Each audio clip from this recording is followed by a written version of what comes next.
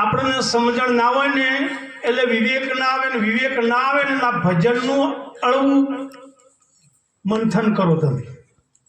બાપુ સાહેબનું પદ છે, કોઈનું ખંડન નથી કર્યું. જમ છે એમ કીધું છે, પણ આપણને ખબર નથી. એક વાર સુંદર મહારાજે વાત કરી, એક વાર તમે તમારા ગુરુ થાવ ને તો એ ભજન આખું તમને સમજાય. કારણ કે આપણે આપણને જાણતા નહીં, બીજાને કેવી રીતે તમે જેને જાણો છો એને તમે માનતા નહીં, અને જેને માનો છો એને તમે જાણતા નહીં. હાવ સત્ય ઘટનારી. જેને તમે જાણો છો એને તમે નહીં માનતા, અને જેને માનો છો એને ટૂંકી વાત કરું, એ મા બાપને હવું માને કે નહીં માનતું એનું કેવું માને? મનુભાઈ, મા બાપને માનવાના પણ કેવું નહીં માનવાનું. પતિએ પરમેશ્વર, પતિએ ભગવાન, પતિને માનવાનો, કેવું નહીં કરવાનું. સદગુરુને માનવાના બાપુ, કેવું નહીં કરવાનું. તમે જેને માનો છો એને જાણતા નહીં, જેને જાણો છો એને હવે શું કરવું કહું? બધામાં અર્થના અનર્થ થયા છે. બા પંચ કોને કહેવાય? પંચ એટલે કંડક્ટરના હાથમાં જે હોય નહીં એની વાત નહીં. આ મશીનને પટ્ટા હતા ફોડો પાડતો ને જે એની વાત આ નહીં. પંચ એટલે પોચ ભેળા થઈને કોકનું ભલું કરે એનું નામ પંચ, અને એ જ સંત પોચને ભેળા કરે. પંચાત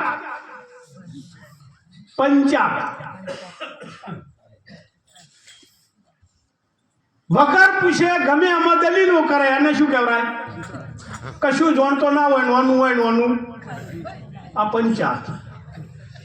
તમારા હગુ છોકરાને જીવન પેલો જઈને કેમ અહીંયા જ કરતા નહીં, લેવા દેવા વગરની.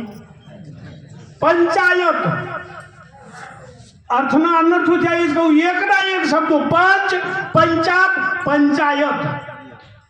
પંચાયતનો સાચો અર્થ એવો થાય, ગામની વાત છોડો, પહેલા તો ઘરમાં જે સભ્યો છે ને દરેકના આગળ એક જ હરખો વ્યવહાર કરે ને ઓનું નામ પંચાયત.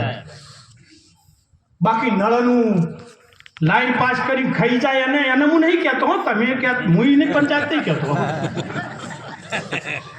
દરેકના જોડે સરખો ન્યાય બાપુ આલે કોને કહેવાય? પંચાયત. અને પંચાયતીઓ બધેથી ડેટા મેળવીને રિલે કરે.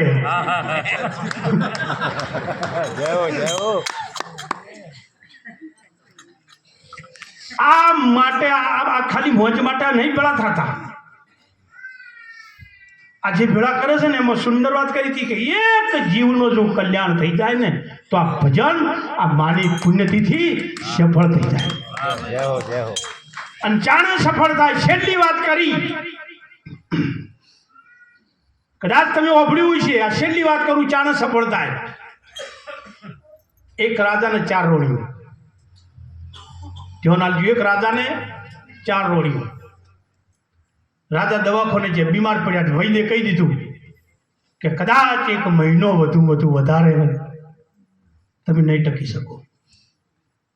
ઘણું હતું પણ બોલો, ડોક્ટરે કીધું મહિનાના મહેમાન છો તો પછી બંગલા દેખાય કે હોમે પેલો દેખાય પાડાવાળો?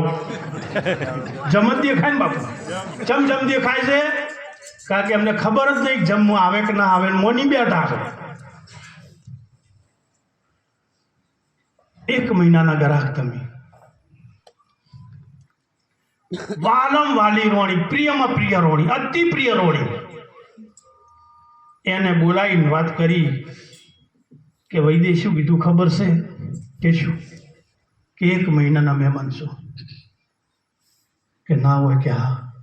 તે રોણી રૂ થઈ ગઈ, રોવા બોલી એટલે કે રોઈશ નહીં, પણ હું કોઈ એટલું મન કહેશું કે મને એટલો વિશ્વાસ છે, હું સંતોની સેવા કરી છે, ભજનમાં બેઠો છું, કોઈનું સારું કર્યું છે, કોઈનું મેં ખોટું કર્યું માટે રોઈશ નહીં. પણ મને એમ છે ખાલી હું સંતોના શરણે નહીં, જો આટલી જ ખોમી છે, પણ મારા જે કર્મ કર્યા ને એ કર્મ ઉપર મને વિશ્વાસ છે ને, આ વિશ્વાસે હું રોણી તને એટલું જ કહું છું કે તું મારા હારે સ્વર્ગમાં હેડ. હું સ્વર્ગમાં જવાનો શું હેડ. તો રોણીએ શું કીધું ખબર છે? મહારાજ તમારી ઈચ્છા થઈ હોય તો તમે તો વૈદ્ય કીધું, અમન ચો કીધું છે અખતરો કરજો બા, તો બધું બરોબર છે. એક હાડી લાવી હોય ને અને એની હું તમારા વગર ના આવું બાકી કહેજો, જો તમને ખબર પડે. આ બોમ તો સારું છે, હું તો એવું ના થાય કે મહારાજ આ વાત શેના માટે કરું છું કે આ ચક્કરમાંથી નીકળવા માટે શું કરવું પડે એના માટે આ દાખલો કહું છું કે મહારાજ તમને વૈદ્ય કીધું છે બરોબર ને, તમે મને બહુ માનો છો, હું તમને માનું છું, તો કે મારે હારે પણ કેવું આપણો તો ખરી, હું તમારે હારે આવું ના નહીં, પણ શમશાન ભૂમિ ઉધી એનાથી આગળ હું નહીં આવું. તો તમારે એકલન જવાનું, તમે પૂન કર્યું છે ને મેં ચોક કર્યું છે. હવે એ વખતે રાજાને દશા શું આવી છે?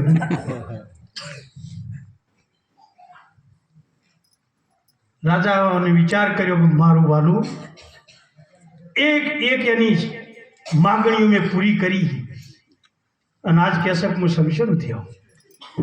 બીજી રાણી બોલાવી કે કેમ બોલાવી મને? કે મને વૈદ્ય કીધું છે 1 મહિનો જીવવાનું છે, મહિના પછી હું સ્વર્ગમાં જવાની મારી ઈચ્છા છે, મને વિશ્વાસ છે હું સ્વર્ગમાં જઉં છું, તમે મારા હારે આવશો? તો બીજી રોણીએ જવાબ કેવો આવ્યો મને ભાઈ કે મહારાજ વૈદ્ય તમને મહિનાનું કીધું ને કે હોય તો હું તો કાલ જતી રહું, મારે કેટલા ટકા તમારે મારે શું લેવા દેવા, મારે તમારથી કોઈ મતલબ નથી, તમારી હાજરીમાં હું તો બીજા ઘેર શું દશા આવી છે ભાગ. ત્રીજી રોણી બોલાવી કે તમારી શું ઈચ્છા છે? એક કહેશે કે હું શમશાન ઉઠી આવું, અને આ તો કહેશે કે કદાચ હું તો કાલે જ બીજા ઘેર. ત્રીજી શું કે જો મહારાજ તમારામાં શરીરમાં જોવતી શક્તિ આ બધું છે તો હું તમારું પેઢી પછી હું જોવા જવું એ કહેતી નહીં, પણ હું તમારા હોશ ના હોય, શક્તિ ના હોય, તમારી ભીડી રહીને કરવું શું થાય? અને રાજાને એમ થયું કે વૈદ્ય મહિનો નકમો કીધો, 3 દાડા કીધા હોત તો હારા. હવે મહિનો સીધે કાઢો, એકે પાહું મજબૂત નહીં. હવે વાપરજો છેલ્લી ચોથી રોણી આવી, જેના કોઈ વ્યવહાર નહીં, કોઈ વર્તન નહીં, એના પિયરમાં રીહણે બેઠેલી, અને એને કોઈ તેડવા ગયું કે તમને મહારાજે યાદ કર્યા, મહારાજને છેલ્લો 1 મહિનો જ છે. અને રોણી આવી અને મહારાજને હાથ જોડીને કે બોલો મહારાજ, કે મને વૈદ્ય કીધું છે કે 1 મહિનો પછી મારું શરીર પડી જાય તો આ કે હું શમશાન ઉધી આવું ના, બીજી તો કે હું તો કદાચ તમારી હાજરીમાં કાલ, અને ત્રીજી કે તમારા હોશ છે તો ઉધી, આપણું કોઈ ઠેકાણું નહીં. હવે તમે શું કહો છો? તાણે રોણીએ શું કીધું તું કે મહારાજ તમે મને વર્તી કે ના વર્તી, તમે મને વર્તી કે ના વર્તી, બોલાય કે ના બોલાય, મારા હમું જોયું કે ના જોયું એની મને પરવા નહીં, પણ સોરીમાં મારા બાપે તમારો હાથ મને પકડાયો હતો, અને છેલ્લા સમયે એ ત્રણને શું કીધું એ મારે નહીં જોવાનું, પણ તમે મને યાદ કરી છે ને તો સ્વર્ગ નહીં મુક્તિ ઉધી લઈ જવું, કે મુક્તિ ઉધી આવે. ચોથી રોણી આવું બોલ્યું. હવે વાફરજો પા, પહેલી રોણીએ કેટલા ઉધી કીધું તું? મુક્તિ શમશાન ઉધી. તો આ રોણી કેટલા ઉધી? કાયા રોણી આવશે? કાયા રોણી કેટલા ઉધીનો સંગ બા? શમશાન ઉધી.